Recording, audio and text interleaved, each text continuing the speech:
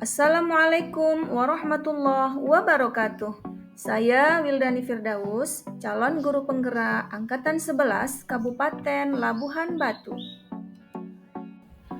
Dalam video ini, saya akan memaparkan tugas koneksi antar materi modul 1.2, yaitu tentang keterkaitan modul 1.2 nilai dan peran guru penggerak dengan modul 1.1 filosofi pendidikan Ki Hajar Dewantara.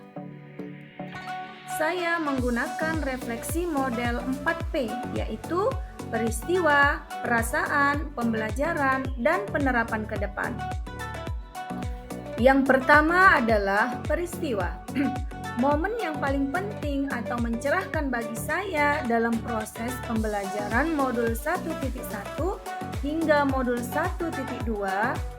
Pada modul 1.1, saya memahami bahwasannya guru itu adalah among yang menuntun tumbuh kembangnya murid sesuai dengan kodrat alam dan kodrat zamannya dengan tetap menjunjung nilai luhur budi pekerti.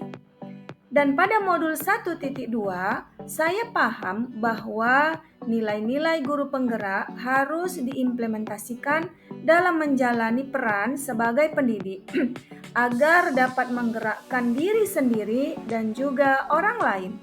Sedangkan kaitan antara modul 1.1 dengan modul 1.2 yaitu filosofi Ki Hajar Dewantara tentang menuntun tumbuh kembangnya kodrat anak sangat berkaitan dengan nilai-nilai guru penggerak, yaitu yang pertama mandiri, di mana seorang guru penggerak harus mampu menginisiasi dirinya untuk terus belajar sepanjang hayat, meningkatkan kualitas diri, agar mampu berkolaborasi dan membangun kerjasama yang baik di semua kalangan dalam upaya menciptakan pembelajaran yang inovatif.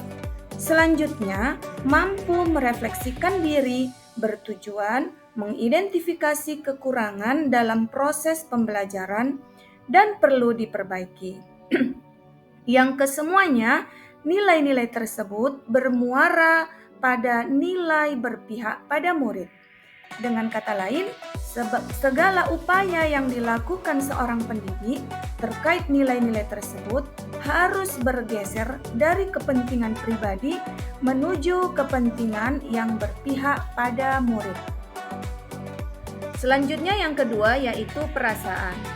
Saat momen itu terjadi, saya merasa seperti bagaikan yang saya rasakan ketika saya mempelajari modul ini adalah saya kaget, tidak percaya, dan bahkan malu terhadap diri saya sendiri karena saya merasa pembelajaran yang saya lakukan selama ini sudah baik.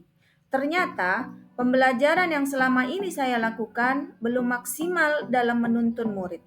Makanya saya kembali melihat lagi ke belakang apa kurangnya dari apa yang sudah saya lakukan dan yang harus saya benahi dalam menuntun dan memahami karakteristik dan kebutuhan belajar murid, potensi dan juga bakat mereka dengan cara merefleksi. Sehingga dengan begitu saya pun jadi termotivasi untuk memperbaiki pembelajaran agar menjadi lebih baik lagi. Saya harus bisa menjadi guru yang memiliki nilai-nilai guru penggerak. Yang ketiga adalah pembelajaran. Sebelum momen tersebut terjadi, saya berpikir bahwa bagi saya murid itu hanya sebagai objek pembelajaran, di mana saya sebagai guru mereka, sayalah yang berhak menentukan dan mengatur proses pembelajaran sesuai dengan kehendak saya tanpa memikirkan kebutuhan mereka. Saya juga berpikir bahwa guru itu hanya tugasnya mentransfer ilmu pengetahuan saja, sehingga fokus saya hanya nilai kognitif mereka saja. Padahal penting sebagai seorang guru untuk memberikan contoh teladan kepada murid dan menanamkan nilai luhur melalui pembiasaan-pembiasaan budi pekerti di sekolah. Sekarang saya baru berpikir bahwa murid itu adalah subjek pembelajaran, bukan objek, di mana guru sebagai amongnya memfasilitasi kebutuhan belajar mereka sehingga mereka merasakan merdeka belajar dengan mengeksplor pengetahuan mereka lewat bakat dan minat mereka masing-masing. Yang keempat adalah penerapan ke depan. Saya akan mengimplementasikan nilai-nilai guru penggerak, terutama yang berkaitan peran saya sebagai pemimpin pembelajaran. Saya harus menerapkan pembelajaran berpihak pada murid, tentunya dengan memperhatikan kodrat zaman anak.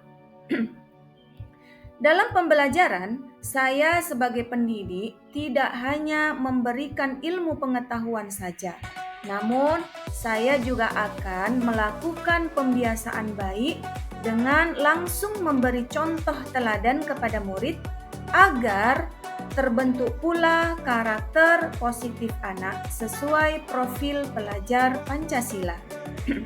Selanjutnya, dengan nilai mandiri yang saya miliki, saya juga akan senantiasa terus-menerus melakukan pengembangan diri, belajar sepanjang hayat, agar saya mampu menjalankan peran saya sebagai pendidik dari waktu ke waktu. Demikianlah yang dapat saya sampaikan dan terima kasih. Wassalamualaikum warahmatullahi wabarakatuh.